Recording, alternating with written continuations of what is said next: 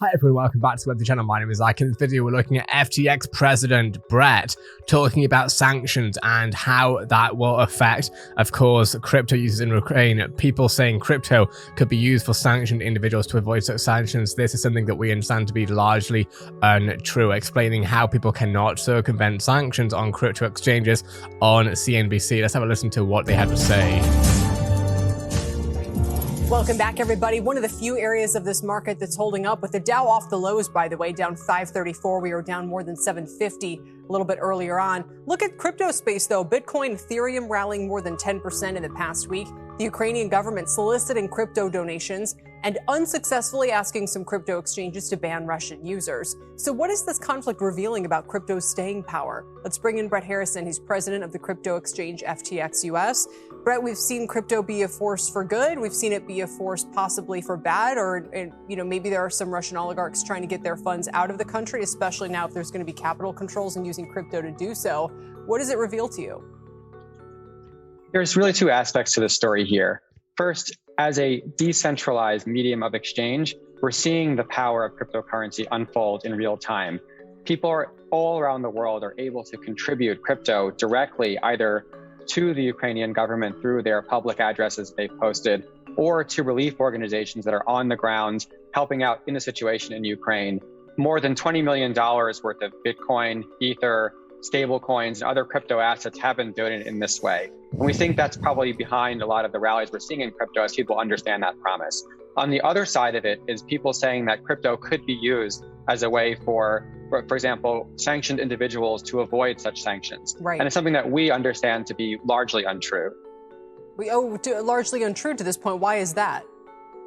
So in order for people to be able to convert their fiat currency into crypto, or to do the off-ramp, to take crypto off the exchange and go to fiat currency like ruble or dollar, they have to go through some exchange that's regulated to be able to interact with a bank.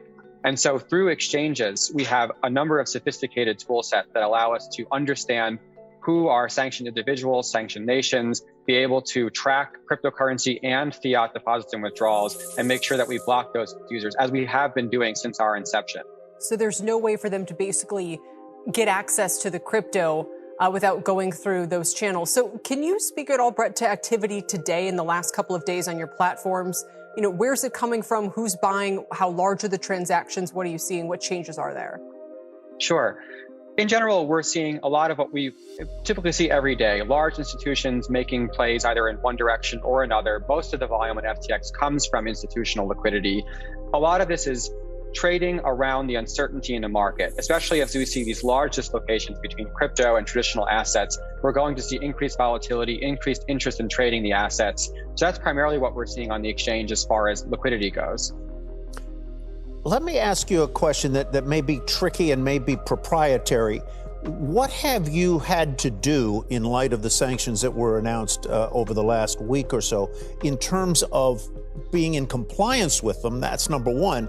And have you, to your knowledge, had to block or stop any transaction as a result of those sanctions? Right. So first, cryptocurrency exchanges like FTX are required by our different regulatory authorities that we operate under to monitor and have in real time government international sanctioned lists and make sure that we block any transaction, whether that be crypto or fiat, in and out of the platform. Mm-hmm. That's something that we do every day. And so as these lists get updated, we are automatically making sure that we are blocking those transactions, those users. We're also in very close contact and have initiated contact with the US government, the Treasury, the Fed, making sure that we are engaging in a dialogue with them to find out what the best course in action is for us to make sure that we're complying with the situation as it continues to unfold in real time. But can you answer my second question, which was, have you had to block any or attempted transaction in or out so far as a result of these sanctions? Right. So while I can't disclose any of the specifics that are going on the exchange, I can tell you that every week there are transactions that we have to block either for one reason or another, usually related to something on the sanctions list, for example. That this is something that all crypto exchanges have to face, is people trying to use the exchange for illicit activity. And it's what we were doing extremely well with the various sets of tools, things like Chainalysis, TRM Labs, and also just partnering with these partners that have the up-to-date lists and sanction checks that let us be able to effectively block these transactions all the time. So I hear you say you're blocking transactions one way or another for outlawed parties every day, every week, and presumably over this past week as a result of the new sanctions in place. Brett Harrison, thank you. Okay, so obviously what they wanted to hear was, yes, we are blocking, oligarchs from doing transactions, etc. Realistically, sounds like they can't say, basically. Sounds like his company policy, and CNBC was not going to squeeze that out of him. That being said, of course, the main thing is that FTX needs to be making sure and ensuring that they are on the right side of history here, right? Because they cannot and are clearly not going to say as to who they specifically blocked. Is that necessarily an issue? Well, it could be, but personally, I think realistically, this is coming down to a game of trust right now. As far as FTX and as far as Binance and every other company, it's going to be interesting to see how it goes. That being said, what are your thoughts on this? Would love to hear your take. Personally, it's amazing to see the good that crypto has been able to do to help people who have fled, right? Because yes, you cannot, of course, generally go to a supermarket and buy something with Bitcoin, but it's definitely helpful to have some store of value as you flee a terrible, tragic situation.